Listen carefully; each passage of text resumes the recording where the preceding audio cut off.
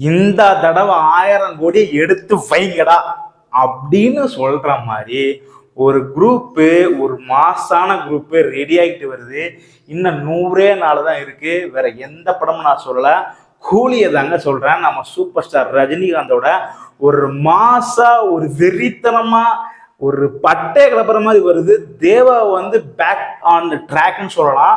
அந்த அளவுக்கு வந்து ஒரு டீமே எஃபர்ட் போட்டு பயங்கரமா எஃபர்ட் போட்டுருக்காங்க.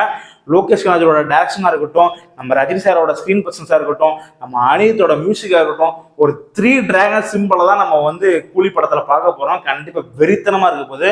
ஸோ அதுக்கு ஒரு சின்ன ஒரு ப்ரோமோ போட்டிருந்தாங்க நம்ம கூலி படத்துலேருந்து. ஸோ அந்த ப்ரோமோ தான் நம்ம இன்னைக்கு பார்க்க போகிறோம். ஒரு செம்ம எக்ஸ்பெக்டேஷன் இருக்குங்க. ஏன்னா டீசர்ன்னு ஒரு சின்ன சாங் விட்டுருந்தாங்க. அது வேற மாதிரி இருந்துச்சு, சிக்கிட்டு வைப்புன்னு.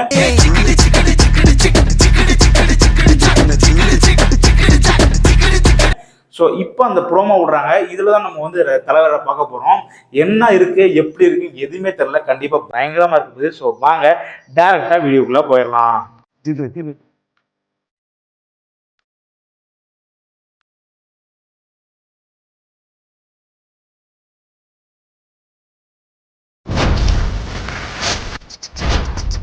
3, 2, 1.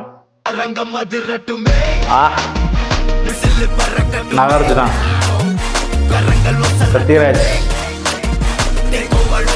இது இதுதான் நாகார்ஜுனா பாத்தியே. ஓ சன்செட் தேவா.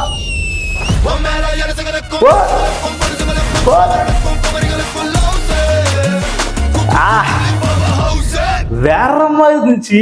நான் நிறைய டப்பு ஆக்டர்ஸ் வந்தாங்க. ஃபர்ஸ்ட் வந்து இந்த மலையாள ஆக்டர்னு நினைக்கிறேன். பட் இங்க நாகார்ஜுனா 2 மாதிரி காட்டுறாங்க. இன்னொரு வாட்டி பார்க்க போவாங்க.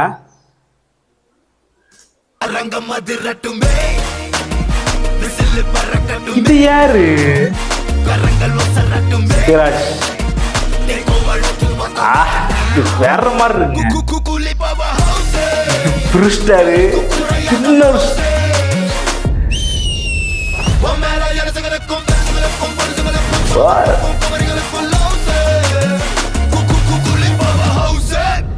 ஓகே, ஒரு 100 days கவுண்டர் கொடுத்துருக்காங்க. செம்மையா இருந்துச்சு. ஜஸ்ட் ரஜினி சார் பாத்தீங்களா, ஒண்ணுமே பண்ணுங்க. ஜஸ்ட் இப்படி நின்று சன்செட் அந்த ஒரு வைப்ல இருக்கு. நம்ம தளபதியில பார்த்து அந்த ரஜினி அப்படியே இருக்கார மனுஷன் அப்படின்னு சொல்ற மாதிரி இருந்துச்சு. கிட்டத்தட்ட ஒரு 35 வருஷம் 30 வருஷம் இருக்குங்க கண்டிப்பா அந்த படம் வந்து. எப்போ 30 வருஷம் இருக்க வாய்ப்புகள் இருக்கு. அவ்வளோ வருஷம் கழிச்சு அந்த வைப்பு கொண்டு வந்துருக்காங்க. ஸோ கண்டிப்பாக படத்துலையும் இப்படி இருக்கும் தான் நான் நினைக்கிறேன்.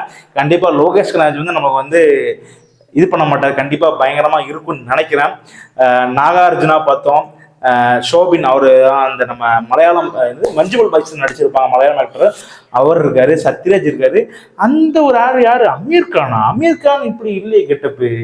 சரி, ஓகே, அது யாருன்னு தெரியல. நம்ம வந்து நீங்க யாருக்கு தெரிஞ்ச கமெண்ட் பண்ணுங்க யாருன்னு.